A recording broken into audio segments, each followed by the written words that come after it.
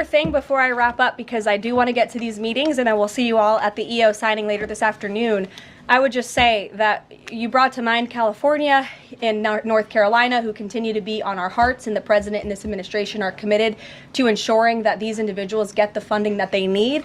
And I would just say a strong message to Democrats who are out there pretending to be outraged about the long list of crap that this administration is cutting, federal waste and funding, like $2 million for sex changes in Guatemala, $6 million to fund tourism in Egypt, $20 million on a new Sesame Street show in Iraq, $4.5 million to combat disinformation. Stan, I could go on, and I'm happy to provide this list to every single one of you. Democrats are outraged that the American people want to be, they want their taxpayers going to good uses, not stuff like this. But then they're very quiet about the fact that there are still North Carolinians and people in California who have lost everything, and in the last 4 years, this federal government did nothing to help them.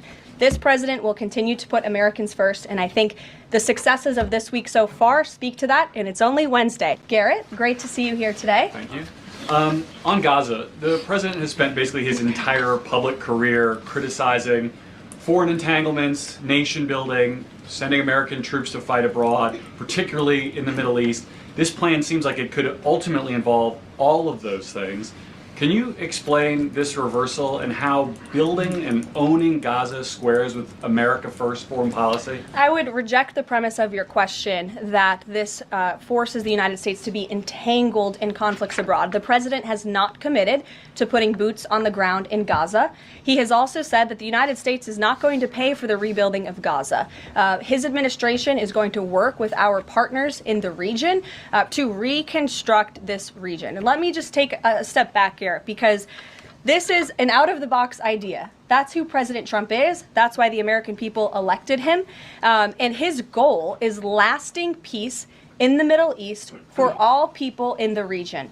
And as I said in my opening remarks, we've had the same people pushing the same solutions to this problem for decades. And it's been made very clear to the president that the United States needs to be involved in this rebuilding effort to ensure stability in the region for all people. But that does not mean boots on the ground in Gaza.